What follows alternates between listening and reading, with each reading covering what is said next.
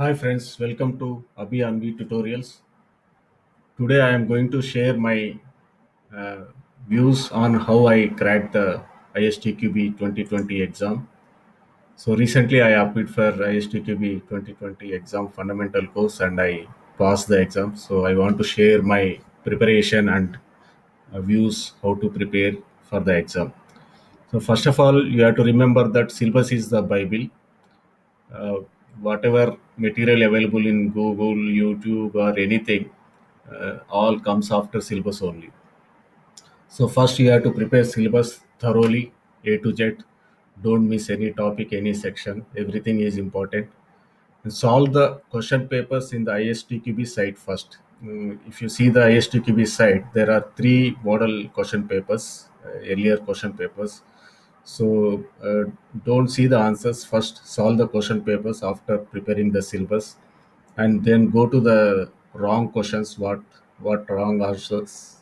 Wrong answers you have done, and go to the answers and check the explanation where you got wrong and all, and solve the mock tests in the patshala.com. So I found these tests are very useful. There are 8 mock tests are there, so I solved all of them. And while solving the mock test, it is important that put the timer time slot and solve the questions in available time slot, that is 60 minutes, so that you will get the feel of the exam, actual exam.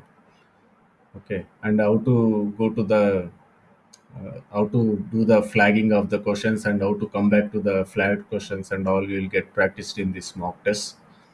And one more important thing is write your own notes.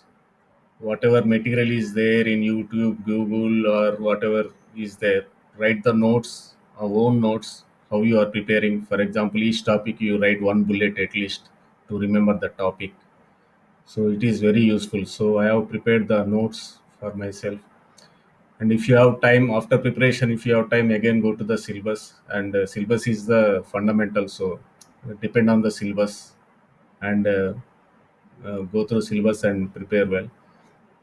And one more thing is practice drawing flowcharts for pseudocode. So he will in examination pseudocode will be given. So you have to write the flowchart and see number of statements covered, number of decisions covered, how many test cases are required for full 100% test statement coverage and 100% decision coverage. Such type of questions will come. So practice drawing flowcharts. So I got the three questions in 2020. So I solved the three of them, so it is very useful. I practice a lot of flowcharts.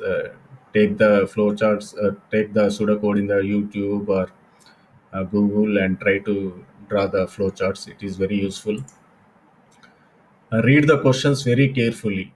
Observe the words like not easy, not least, like that. So that sometimes question will be misleading.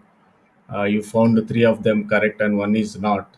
So if you see the correct answer, uh, there is a probability to put that correct answer, but by not seeing this not word. So carefully see the word not, least, and opt the answer correctly.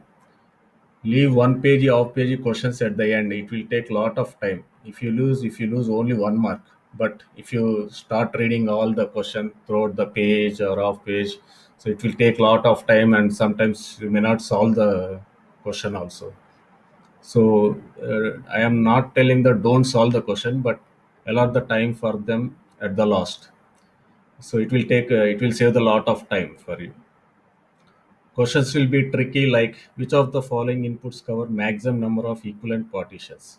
So he is not asking the what are the inputs cover the equivalent partitions, but he's asking the maximum number of equivalent partitions. So questions will be very tricky like this. So you have to read very carefully and thoroughly.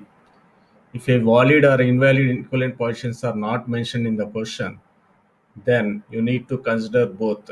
For example, some dollars he has given in the question, so you have to consider the negative money also, like minus dollar and all. You have to consider and solve the question. If he's not mentioned in the question, you have to consider both invalid and valid